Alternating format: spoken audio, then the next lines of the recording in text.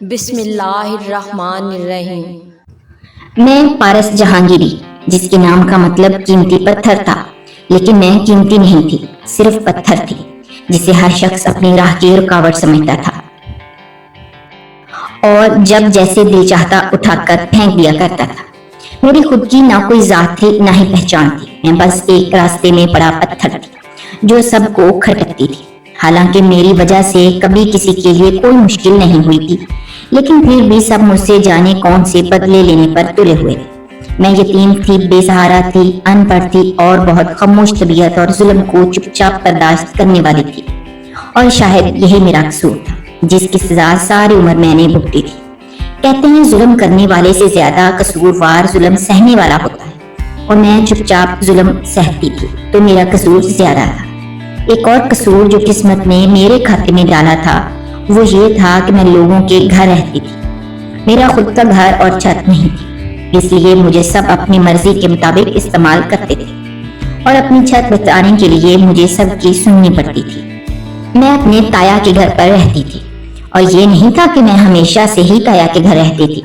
بہت پہلے جب میں چھوٹی تھی تو ہمارا اپنا گھر ہوا کرتا تھا جس میں امی، ابو اور میں ایک ساتھ رہا کرتے تھے۔ میرے ابو بینک میں ملازم تھے اور امی ایک اچھی ہاؤس وائف تھی جو میرا اور ابو کا خیال رکھتی تھی، ہمیں مزے مزے کے کھانے بنا کر کھلاتی تھی اور ہمارے لیے فکر مند ہوتے تھے۔ میرے ابو ایک بہت اچھے آدمی اور کمال کے باپ تھے۔ جتنی زندگی میں نے ابا کی شفقت کی چھاؤں میں گزاری تھی بہت ہی حسین گزاری تھی۔ ہمارا چھوٹا سا گھر تھا جو میری امی کے نام پر تھا، اس پر پورے خاندان نے نظر رکھی ہوئی تھی۔ میرے امی ابو اعلیٰ اخلاق والے تھے، کوئی برا بھی کرتا تو مسکرا کر ملتے تھے اور کبھی کسی کے ساتھ جھگڑا نہیں کیا تھا، اور یہی تربیت امی نے مجھے بھی دی تھی۔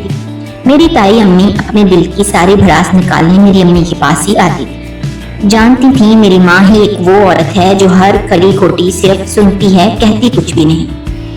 میری امی تھوڑے میں بھی گزارا کرنے والی عورت تھی، کیونکہ اماں کا میکا بھی کوئی اتنا امیر نہیں تھا، لیکن میں صرف اماں کی ماں یعنی میری نانی اور اماں کے بھائی یعنی میرے قاسم ماموں تھے۔ قاسم ماموں کے 2 بیٹے تھے، اور ممانی کے بارے میں نے سنا تھا کہ بڑی ہی چلاک اور جھگڑالو عورت ہے۔ میں خود کبھی بھی ماموں ممانی سے نہیں ملی تھی، کیونکہ نہ کبھی وہ ہمارے گھر آئے تھے اور نہ ہی کبھی ہم ان کے گھر گئے۔ امی مجھے اسکول چھوڑنے جاتی تھیں تو کبھی کبھی راستے میں نانی سے بھی ملاقات ہو جایا کرتی تھی۔ مجھے یہ جان کر بہت تعجب ہوتا تھا کہ نانی ممانی سے بہانہ بنا کر گھر سے نکلتی تھیں اور میری امی سے ملتی تھیں۔ اپنی ہی بیٹی سے ملنے کے لیے وہ بہانے کیوں بناتی تھیں، میرا چھوٹا سا دماغ نہیں سمجھ پاتا تھا۔ مجھے بس نانی سے ملنے کا انتظار ہوتا تھا، کیونکہ نانی بہت اچھی تھی، وہ مجھ سے بہت پیار کرتی تھیں اور میرے لیے چاکلیٹس لاتی تھیں۔ اور پھر ایک دن کچھ بہت عجیب سا ہوا تھا۔ اس دن میں بہت خوش تھی کیونکہ جمعرات کا دن تھا اور جمعرات کو نانی مجھ سے اور اماں سے ملنے آتی تھی۔ میرے اسکول سے تھوڑے فاصلے پر ایک پارک تھا جہاں نانی ہم سے ملنے آتی اور پھر ہم ڈھیر ساری باتیں کرتے تھے، اور اماں ساتھ کھانا بھی بنا کر لاتی تھی جو ہم تینوں مزے سے کھاتے تھے۔ اس دن بھی اسکول سے واپسی پر میں اور امی پارک چلے گئے جہاں ہماری مخصوص جگہ پر نانی بیٹھی ہوئی تھی۔ میں اور اماں بھی بیٹھ گئے، کچھ باتیں ہوئیں اور پھر اماں نے بیگ سے ٹفن نکال کر کھانا ہمارے سامنے رکھا۔ ابھی ہم کھانا کھا ہی رہے تھے کہ کسی کی پاٹدار آواز ہمیں سنائی دی۔ میں نے دیکھا کہ ایک چلاک سی عورت اور غصے سے لال پیلا ہوتا مرد ہمارے سامنے کھڑے تھے۔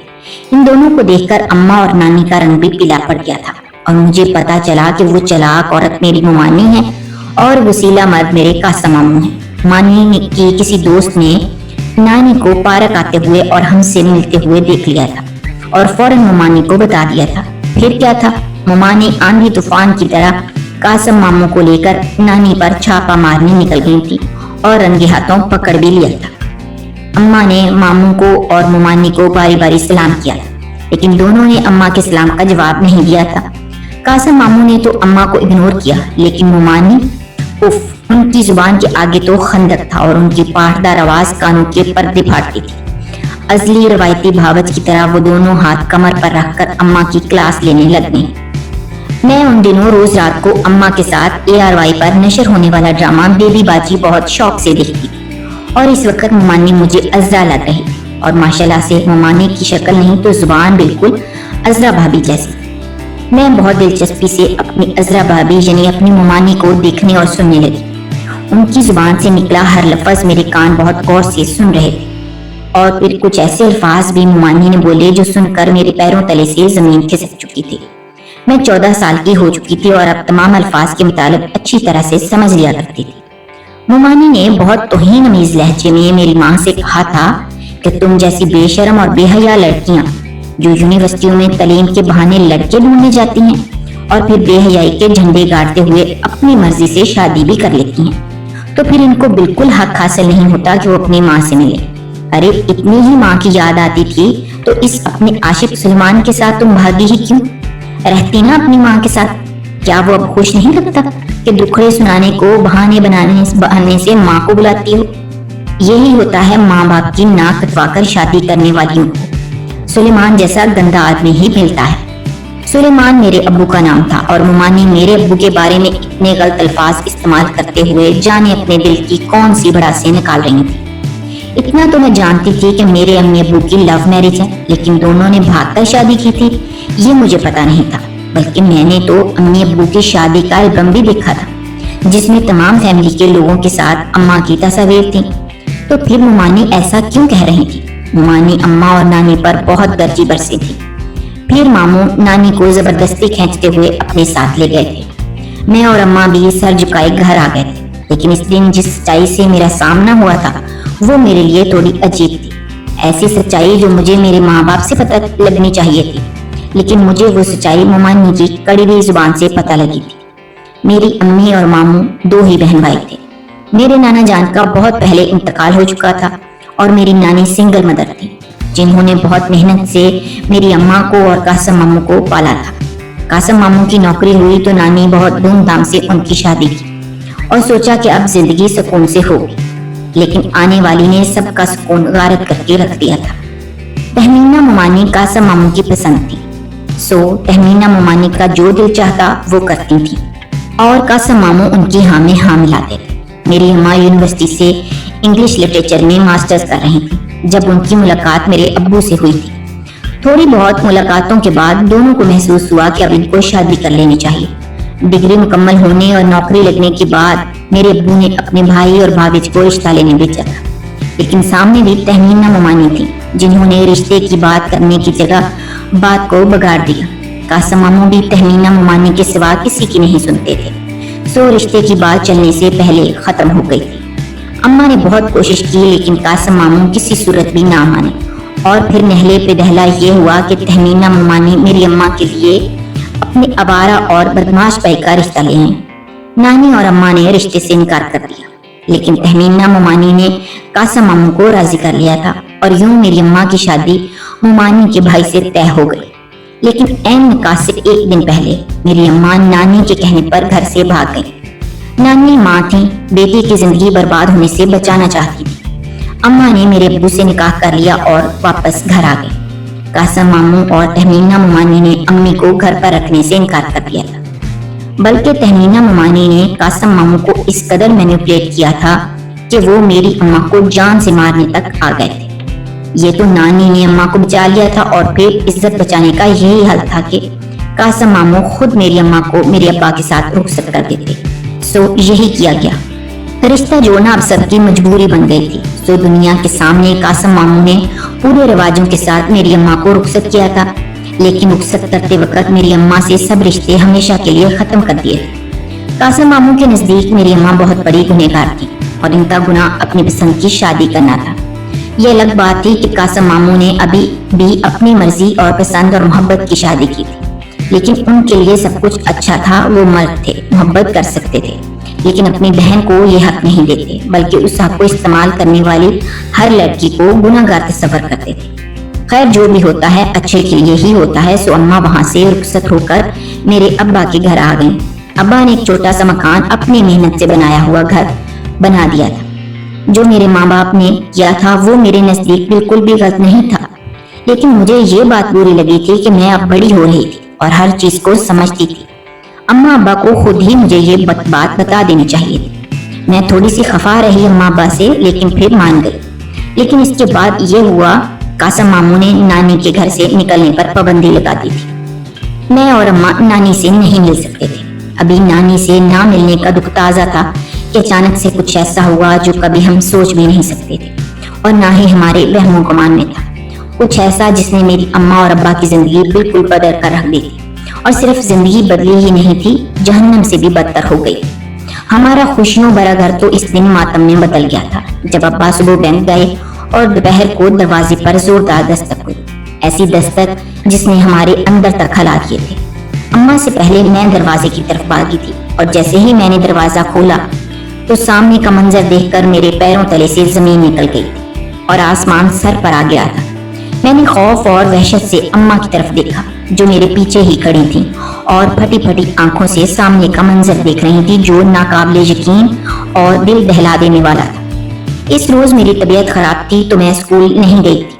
अब्बा ने भी बैंक से छुट्टी कर ली थी कि मुझे अस्पताल लेकर जाएंगे, लेकिन 10 बजे के टाइम तक अब्बा को बैंक से कॉल आ गई कि जरूरी मीटिंग है, थोड़ी देर के लिए आ जाएं। अब्बा ने मुझे कहा कि वो वापस आकर मुझे अस्पताल लेकर जाएंगे और वादा किया कि ना सिर्फ मेरा मनपसंद फेरी टेल वाला फ्राक दिलवाएंगे बल्कि खाना भी हम बाहर ही खाएंगे। मैं बहुत ज्यादा एक्साइटेड थी और बार बार घड़ी को देख रही थी कि अब्बा कब आएंगे, लेकिन अब्बा नहीं आए। घड़ी ने 12, फिर 1, फिर 2 और फिर 3 बजा दिए, लेकिन अब्बा नहीं आए थे। मेरी तबीयत जो पहले से खराब थी तो और खराब होती चली जा रही थी। मैं और अम्मा बहुत फिक्रमंद भी थे, ये अब्बा अभी तक क्यों नहीं आए हैं। अब्बा का नंबर भी बन जा रहा था। बिलाखिर अम्मा ही मुझे करीबी अस्पताल लेकर गईं और दवाई लेकर हम घर आ गए, लेकिन अब्बा नहीं आए थे। मैं और अम्मा परेशानी से बैठे अब्बा का इंतजार ही कर रहे थे कि किसी ने गेट ऐसे खटखटाया जैसे तोड़ ही डालेगा। मैं भागकर फौरन से दरवाजे के पास पहुंची और सामने का मंजर मेरे लिए नाकाबिले कबूल था। सिर्फ मेरे लिए ही नहीं, अम्मा के लिए भी वो मंजर नाकाबिले कबूल और नाकाबिले यकीन था। बैक वक्त आसमान टूटकर मेरे और अम्मा के सरों पर गिरा था।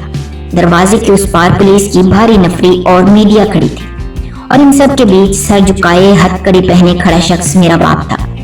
पुलिस की हिरासत में मौजूद शख्स मेरा बाप था। मैं और अम्मा समझ नहीं पा रहे थे कि ये क्या हुआ है, और फिर पुलिस यूनिफॉर्म में चंद सिपाही तेजी से हमारे घर में घुसे और तलाशी लेने लगे। पूरा घर मिनटों में उन्होंने उलट पुलट कर रख दिया था। मैंने भागकर अब्बा के पास जाना चाहा, लेकिन एक लेडी कांस्टेबल ने मुझे बेदर्दी से पीछे को धक्का दिया था और फिर जैसे वो लोग आए थे वैसे ही चले गए और साथ अब्बा को भी बेदर्दी से खींचते हुए ले गए थे। पूरा मोहल्ला खड़ा ये तमाशा देख रहा था और जब ये तमाशा खत्म हुआ तो मैं और अम्मी ताया के घर की तरफ भागे थे, जहां से ताया जान और इनका बेटा साकब भाई पुलिस स्टेशन चले गए।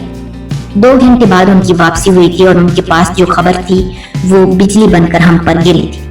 बैंक के पैसे में हेरा फेरी करने और कस्टमर्स को नकली नोट देने के जुर्म में अब्बा को गिरफ्तार किया गया था और केस इस कदर मजबूत और सबूत लिए हुए था कि अब्बा को सजा होने से कोई नहीं बचा सकता था। पल भर में हमारा हंसता बसता घर तबाह हो गया था। बहुत दिन गुजर गए, रोज थाने और फिर अदालत के चक्कर लगा लगा कर हमारा कचूमर निकल गया था, लेकिन अब्बा की रिहाई की कोई सूरत नजर नहीं आती थी। अब्बा को 10 साल की कैद सजा हुई तो कासम मामू के अंदर का भाई जाग गया। वो सब कुछ भूल भाल कर आए और अम्मा को और मुझे अपने साथ ले गए। तहमीना ममानी का रवैया अभी तक हमारे साथ ठीक नहीं था, लेकिन दिल को नानी की मोहब्बत पाकर थोड़ा सा इत्मीनान सा मिलता था। थोड़े दिन हम वहां रुके थे कि कासम मामू ने अम्मी को कहा कि वो मेरे अब्बा से तलाक ले ले। एक मुजरिम के लिए अपनी जिंदगी बर्बाद मत कर। पहले तो अम्मा नहीं मानी, लेकिन फिर जब वो अब्बा से तलाक लेने के लिए मान गई तो मुझे अम्मा सख्त बुरी लगने लग गई थी। यही थी उनकी मोहब्बत जो अब्बा के हालात बदलते ही खत्म हो गई थी। मामू ने तलाक के कागजात बनाए और जेल में ही अब्बा से साइन करवा लाए और यूं मेरे अम्मा अब्बा की दास्तान जो मोहब्बत से शुरू हुई थी बेबसी पर खत्म हो गई। और फिर इतने पर ही बस नहीं हुआ, कासम मामू ने अम्मा की शादी तय कर दी। मुझे अम्मा से ये उम्मीद नहीं थी कि वो शादी के लिए मान जाएंगी, लेकिन वो मान चुकी थी। जिस दिन अम्मा का निकाह हुआ था मुझे अम्मा से शदीद नफरत हो चुकी थी। मैं अम्मा के साथ जहेज में उनके नए शौहर के घर आई थी। अम्मा के नए शौहर का घर बहुत बड़ा था और वो खुद भी बहुत बड़ा बिजनेसमैन था। अम्मा के तो दिन बदल गए थे और वो रातों रात अमीर हो गई थी। मानी और मामू का रवैया भी बहुत अच्छा हो गया था, क्योंकि उनके भी तो 7 वारे न्यारे हो गए थे। अम्मा के नए शौहर का नाम सुलेमान था। इस नए घर में हमें दुनिया की हर आसाइश मुयस्सर थी, लेकिन मुझे अपने बाप के छोटे घर से अजीज दुनिया में कोई चीज भी नहीं थी। میں بہت خاموش سی ہو گئی اور رفتہ رفتہ وقت بھی گزرنے لگ گیا تھا، لیکن مجھ پر جیسے ایک اور مصیبت آ گئی تھی۔ سلیمان انکل پہلے تو بس ٹھیک ہی تھے، لیکن پھر ان کا رویہ میرے ساتھ بدلنے لگا تھا۔ وہ بہانے سے میرے ساتھ جڑ کر بیٹھتے، مجھے عجیب طریقے سے چھونے کی کوشش کرتے تھے، اور اماں کو یہ سب نظر ہی نہیں آتا تھا۔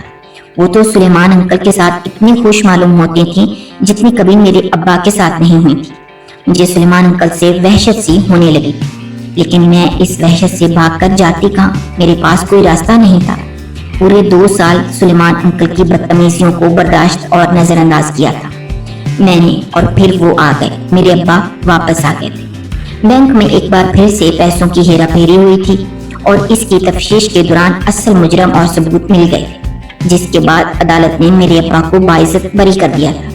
جیل سے نکلتے ہی ابا کو پتا لگا کہ میری اماں نے دوسری شادی کر لی ہے، تو وہ مجھے لینے آ گئے تھے۔ میں اماں کے ساتھ نہیں رہنا چاہتی تھی، سو اماں کو اپنے پیچھے روتا بلکتا چھوڑ کر میں ابا کے ساتھ تایا جان کے گھر آ گئی۔ ہمارا گھر ابا کے کیس کے دوران فروخت ہو گیا تھا، اسی لیے میں اور ابا تایا جان کے گھر رہنے لگے تھے۔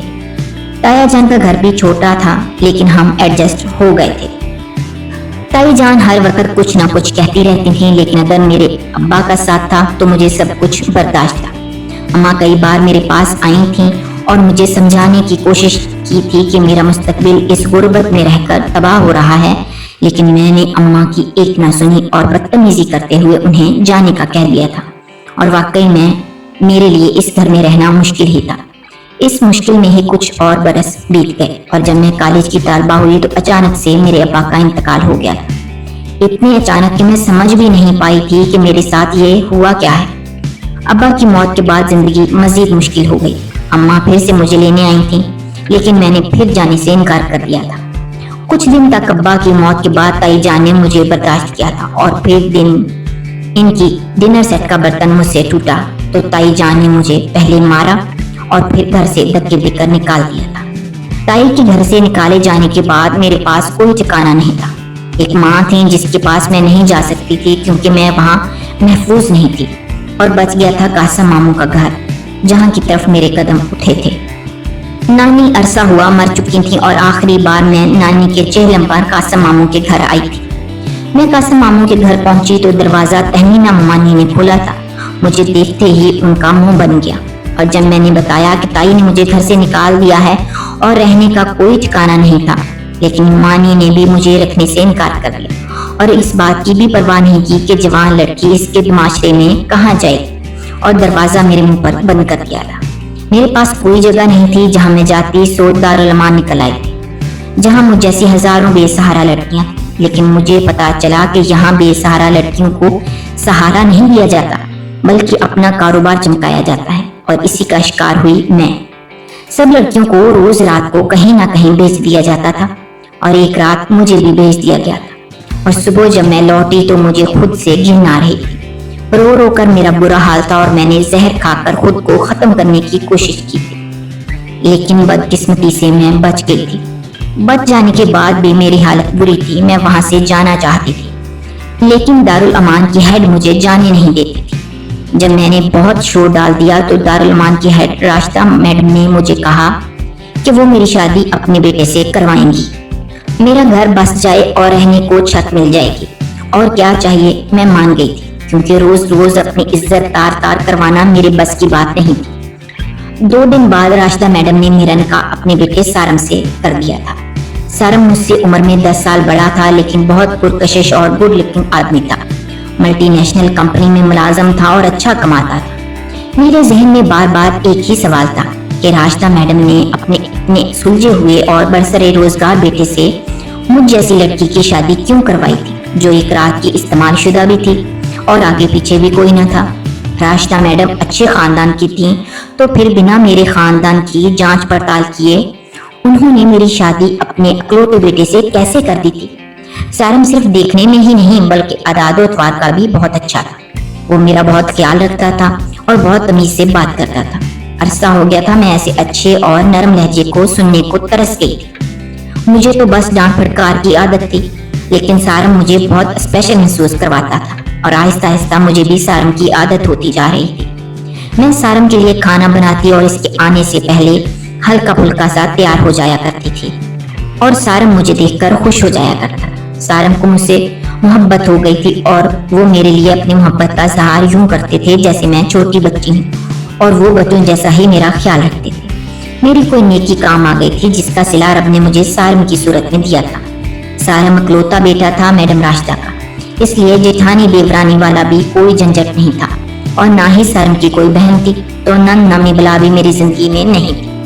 एक राशिदा बेगम थी जिनका ज्यादातर वक्त दारुल मानी में ही गुजरता था और सारम समझता था उसकी माँ बेसहारा लोगों की मदद का जज्बा रखती है, इसीलिए दिन रात का फर्क बुलाए सबकी मदद करती है। लेकिन हकीकत सिर्फ मैं जानती थी कि क्यों राशिदा मैडम का दिल इस कदर दारुल अमान में लगता था। दारुल अमान राशिदा मैडम के लिए नोट छापने की मशीन बन चुका था। मैं सब कुछ जानती थी लेकिन मैं किसी को कुछ नहीं बता सकती थी, सो चुप ही रही। जिंदगी ऐसे ही गुजर रही थी। मुझे ताया जान और ताई जान ने कभी ढूंढने की कोशिश नहीं की, और करते भी क्यों, उनके सर से तो बला टली थी ना। लेकिन मैं उनको कभी माफ नहीं कर सकती थी। उनकी वजह से मैंने अपनी इज्जत गंवाई थी और हर पल तकलीफ सहते मेरे दिल से आह निकलती थी कि अगर मकाफात अमल होता है तो वो मुझे होते हुए देखना है। मैंने जो तकलीफ सही थी वो मैं उनको भी सहते हुए देखना चाहती थी। और मेरी माँ शायद इसे तो पता ही ना हो कि इसकी बेटी बेघर हो चुकी थी, और अब पता भी क्यों करती। मेरी माँ के पास अब 4 बच्चे थे जिनके साथ वो मेरी कमी कहाँ महसूस करती होगी, और मेरी माँ का बदचलन शौहर जिसकी वजह से कभी मैं खुद की भी हिम्मत नहीं हुई थी कि मैं अपनी माँ से मिलने जा सकूं। इस दुनिया से जाकर भी अगर कोई मेरे साथ था तो वो मेरे अब्बा थे। वो ख्यालों में हर वक्त मेरे साथ रहते थे और जुमेरात बकायदगी से मैं अब्बा की कब्र पर फूल चढ़ाने जाती थी और सारम भी मेरे साथ जाते थे। सारम मेरे लिए अब्बा की दुआओं का समूह तो थे। इन्हीं दिनों अचानक से सारम की तबीयत खराब रहने लगी। डॉक्टर के पास गए लेकिन कोई अफाका नहीं हुआ। सारम की तबीयत खराबी की वजह से राशिदा मैडम भी इन दिनों घर पर ही होती। राशिदा मैडम ने मुझे कहा अगर मैं 1 महीने तक अंडे की जर्दी में खालिस लौंग पीस कर इसका पाउडर सारम को खिलाऊं तो सारम की बीमारी खत्म हो जाएगी और इस नुस्खे से मेरे यहाँ औलाद भी हो सकती है। सारम और मेरी शादी को 2 साल हो गए और औलाद नहीं थी, इसलिए मैं औलाद के लालच में आ गई और सारम को ये देसी नुस्खा देने का सोचा। खालिस लौंग का पाउडर मुझे राशिदा मैडम ने लाकर दिया था। मैं रोज रात को सारम को अंडे की जर्दी में लौंग का पाउडर डालकर देती और खुद भी दूध पीकर सो जाया करती। मैंने 1 महीने तक ऐसा ही किया तो सारम बिल्कुल ठीक हो गए और ऑफिस जाने लगे और मेरी भी गोद भर गई। मैं माँ बनने वाली थी और जब सारम ऑफिस से घर आए तो मैंने उनको जैसे ही बताया तो उन्होंने एक जोरदार थप्पड़ मेरे मुंह पर मारा था और सवाल किया था कि मेरी गोद में किसका बच्चा है, क्योंकि सारम कभी भी बाप नहीं बन सकते थे।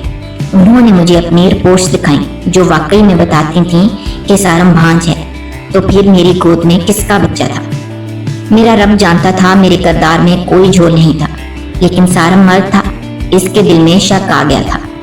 वो खूंखार नजरों से मुझे देख रहा था और फिर मेरा हाथ पकड़कर वो घसीटते हुए अपने साथ ले गया। बाहर खड़ी राशिदा मैडम सब सुन चुकी थी और फटी फटी आंखों से हम दोनों को देख रही थी। सारम मुझे अस्पताल लेकर आया था जहां डीएनए टेस्ट हुआ और रिपोर्ट्स देखकर मेरी जान निकल गई कि मेरे पेट में मौजूद बच्चा सच में सारम का नहीं था। सारम इस वक्त मेरी शक्ल तक देखने का रौदात नहीं था, लेकिन जानता था मेरा इस दुनिया में कोई सहारा नहीं है तो मुझे घर ही ले आया था। यह अलग बात थी कि इसकी आंखों में मेरे लिए नफरत ही नफरत। जैसे ही हम घर पहुंचे तो हमें राशिदा मैडम के कमरे से ऊंचा ऊंचा बोलने की आवाज सुनाई दी। मैं और सारम बिसाका उनके कमरे की तरफ बढ़े थे और दरवाजे के पास पहुंचते ही अंदर से आती आवाज सुनकर हम दोनों के पैर जंजीर हुए थे। अंदर राशिदा मैडम किसी से बातें कर रही थीं और आवाज से लगता था कि कोई मर्द है। राशिदा, ये मत भूलो कि इस काम में मैंने तुम्हें बहुत बड़ी रकम दी और तुम्हारे सारे काले कारनामों के सबूत हैं मेरे पास, तो खबरदार अब मुझे किसी चीज का इल्जाम दिया। वो मर्द गुस्से से धाड़ रहा था। सुलेमान, तुम्हें मैंने अपनी बहू के साथ वो सब करने की इजाजत दी और अपने बेटे को लौंग के पाउडर के बहाने नींद की गोलियां पीस कर खिलाई और बहू को दूध में नींद की दवा मिलाकर दी ताकि तुम्हारी ख्वाहिश भी पूरी हो जाए और मेरा बेटा भी खुद को मुकम्मल महसूस करे, क्योंकि सिर्फ मैं जानती थी कि मेरा बेटा कभी बाप नहीं बन सकता।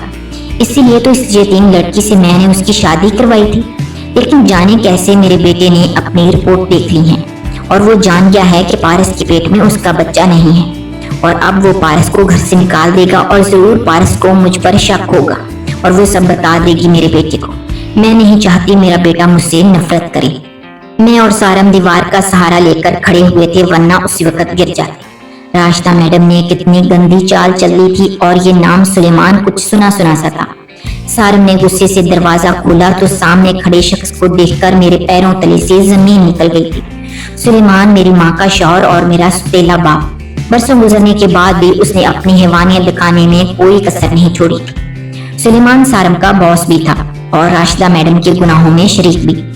سارم نے بنا کوئی لحاظ کیے سلیمان اور راشدہ میڈم کو پولیس کے حوالے کر دیا، جہاں ایک دوسرے کو پھنسانے کے لیے راشدہ میڈم اور سلیمان سچ اگل ہی گئے تھے اور پھر ثبوت بھی مل گئے تھے، تو عدالت نے ایک فلاحی ادارے میں ایسا گندا کاروبار کرنے کے جرم میں دونوں کو پھانسی کی سزا دی تھی۔ اور تب میں نے اپنی روتی ہوئی ماں بھی دیکھی جو مجھ سے معافی مانگ رہی تھی، اور میں نے معاف کر دیا تھا۔ ماؤں سے کون بیر پالتا ہے؟ سارم اپنی ماں کے کیے پر شرمندہ تھا، لیکن میں سارم کو شرمندہ دیکھ سکتی تھی، نہ اس کی کمی جان کر اسے چھوڑ سکتی تھی۔ میرا بیٹا ہوا تھا، جو اولاد میری تھی، لیکن نام اسے سارم نے اپنا دیا تھا۔